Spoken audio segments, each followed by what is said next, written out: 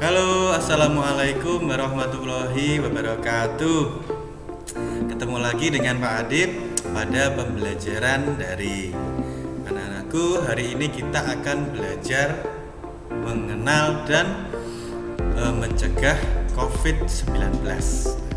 Siapa yang tidak kenal dengan COVID-19? Tapi hari ini kita akan pelajari lebih dalam tentang COVID-19 dengan cara pencegahannya supaya kita bisa terhindar dari penyakit COVID-19. Sebenarnya apa sih itu COVID-19? COVID-19 itu adalah penyakit dan singkatan dari Coronavirus Disease 2019, yaitu salah satu penyakit yang disebabkan oleh coronavirus jenis baru yaitu SARS-CoV-2.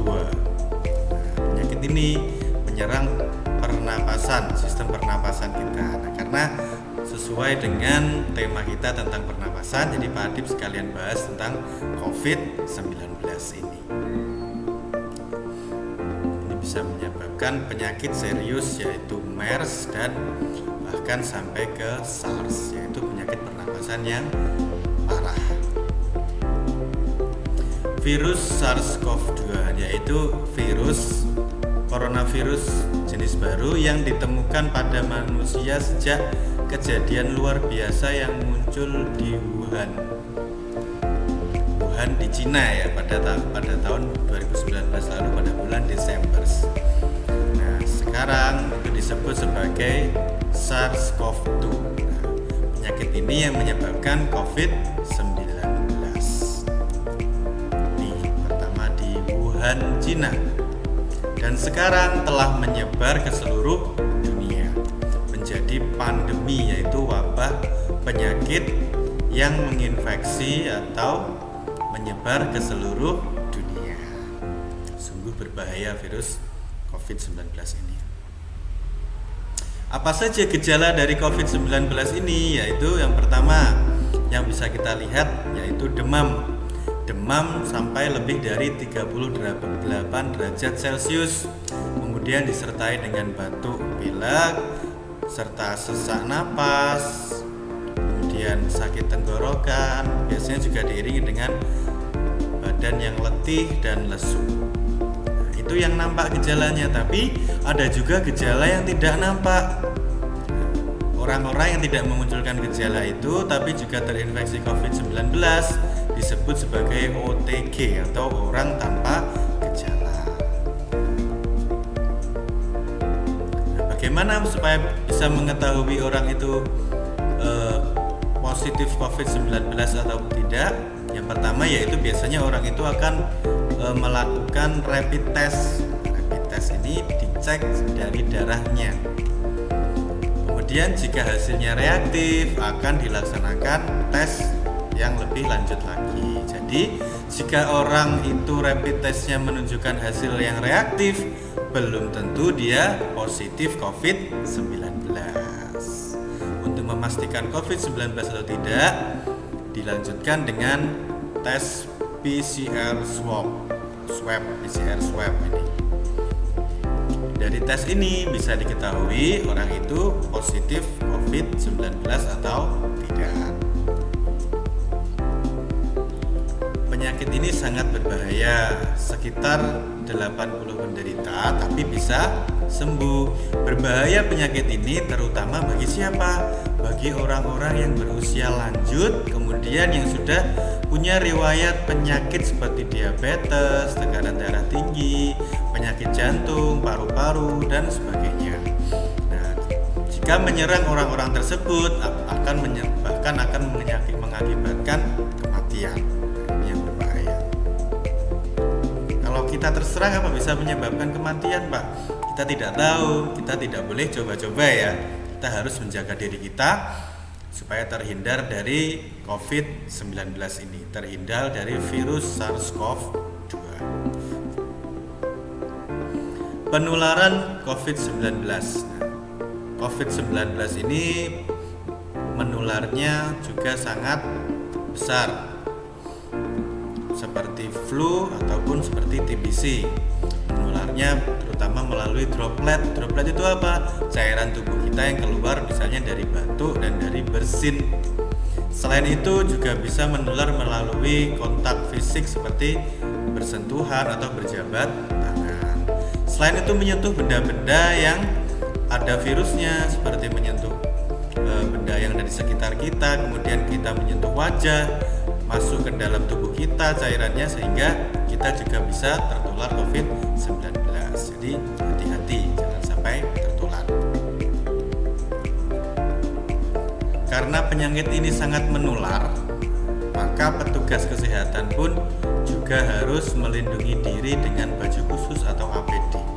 Nah, ini semacam mantel atau jas hujan, kemudian dilindungi dengan masker, ada pelindung muka juga. Nah, ini disebut baju APD supaya tidak ikut tertular oleh virus SARS-CoV-2. Bagaimana supaya kita bisa terhindar dari COVID-19? Nah, kita harus melakukan pencegahan, terutama dengan melaksanakan gerakan masyarakat hidup sehat atau disingkat GERMAS. Supaya kita bisa menjaga diri dan keluarga kita. Lakukan gerakan masyarakat hidup sehat. Apa saja? Yang pertama, cuci tangan sesering mungkin. Biasakan cuci tangan sesering mungkin. Dan diupayakan menggunakan sabun. Sabun ini lebih baik daripada hand sanitizer. Jadi kalau ada sabun, usahakan cuci tangan pakai sabun. Hand sanitizer digunakan ketika kita tidak menemui sabun dan kita sudah mempersiapkannya. Cuci tangan dengan benar, bersihkan seluruhnya, seluruh tangan. Bagian tangan kita bersihkan sampai tidak ada bagian yang terlewatkan. Yang kedua, menggunakan masker jika keluar rumah, terutama ketika kita ke tempat-tempat yang umum, banyak orang. Dalam kondisi kita sakit ataupun sehat, wajib menggunakan masker. Lebih aman lagi bila ditambahi dengan face shield atau pelindung muka, pelindung wajah. Selanjutnya, jaga jarak dan hindari kerumunan. Jaga jarak dengan orang lain minimal 1 meter, terutama kalau kita ada di tempat-tempat umum. Jangan duduk di tempat yang ada tanda silangnya atau ada tanda larangan. Sekarang di tempat-tempat umum sudah dikasih tanda-tanda larangan maupun tanda silang supaya tidak ditempati. Selalu jaga jarak minimal 1 meter. Yang keempat, hindari menyentuh wajah, termasuk bagian mata, mulut, hidung atau telinga. Jangan menggosok mata, masukkan sesuatu ke lubang hidung, dan jangan menggigit jari atau kuku. Karena kita tidak tahu tangan kita, terutama kalau di tempat umum, kita menyentuh banyak benda-benda umum. Nah, itu ada virusnya atau tidak, kita tidak tahu. Jadi kita harus menghindari menyentuh bagian wajah. Selanjutnya, hindari juga sentuhan dengan orang lain, tidak berjabat tangan.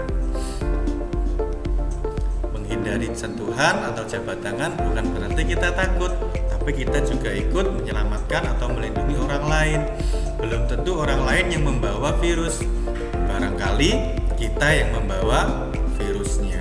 Jadi harus hati-hati. Selalu jaga jarak dan hindari bersentuhan. Nah, ini yang lebih bagus, usahakan di rumah saja. Belajar dan beribadah di rumah. Jika tidak terpaksa, jangan keluar rumah. Bahkan jika mungkin, bekerja pun di rumah. Belajar, beribadah, bekerja di rumah. Dan jika terpaksa harus keluar rumah, ke tempat-tempat umum, ketika sampai rumah segera bersihkan badan kita, cuci tangan, mandi, dan ganti baju, terutama kalau dari tempat-tempat umum atau daerah zona COVID-19. Hati-hati, kebersihan adalah hal yang utama. Kemudian jangan lupa untuk selalu menjaga daya tahan tubuh. Jika tubuh kita sehat dan daya tahan tubuh kita akan kuat, sehingga kita terhindar dari bakteri atau virus. Kita bisa tahan serangan. Bagaimana caranya? Makan dan minum yang bergizi seimbang. Tidak merokok, minum vitamin, kemudian istirahat yang cukup, dan jangan lupa olahraga ringan. Selain itu, berjemur di bawah sinar matahari pagi juga baik untuk daya tahan tubuh kita. Selanjutnya, jika badan kita merasakan gejala COVID-19, segera lakukan isolasi mandiri kalau gejalanya masih ringan. Tapi kalau menunjukkan gejala yang parah, segera hubungi atau periksa ke puskesmas supaya mendapatkan tindakan lebih lanjut. Isolasi mandiri di rumah kurang lebih selama 14 hari kalau gejalanya tidak terlalu parah. Tapi kalau parah, segera periksa ke puskesmas. Nah, teman-temanku, disiplin protokol kesehatan melaksanakan segala macam hal yang mencegah COVID tadi merupakan kunci kesuksesan kita melawan COVID-19. Jadi tetap disiplin dan selalu melaksanakan protokol kesehatan menuju adaptasi kebiasaan baru. Hal-hal yang Pak Adip jelaskan tadi supaya menjadi kebiasaan kita. Karena COVID ini belum hilang dan belum ditemukan vaksinnya. Jadi kita harus selalu disiplin mematuhi protokol kesehatan. Nah, ini yang terakhir, hindari stres dan tetap optimis. Jangan stres, jangan terlalu ketakutan, tetap optimis dan melakukan aktivitas sehari-hari dengan tetap mematuhi protokol kesehatan. Jangan terlalu takut, tapi juga jangan terlalu menyepelekan. Harus tetap patuhi protokol kesehatan. Nah, itu saja yang bisa Pak Adip sampaikan. Bersama kita lawan COVID-19 dengan disiplin mematuhi protokol kesehatan. Semoga kita semua terhindar dari virus SARS-CoV-2 yang menyebabkan penyakit COVID-19. Itu saja yang bisa Pak Adip sampaikan hari ini. Tetap patuhi protokol kesehatan. Pak Adip akhiri, wassalamualaikum warahmatullahi wabarakatuh.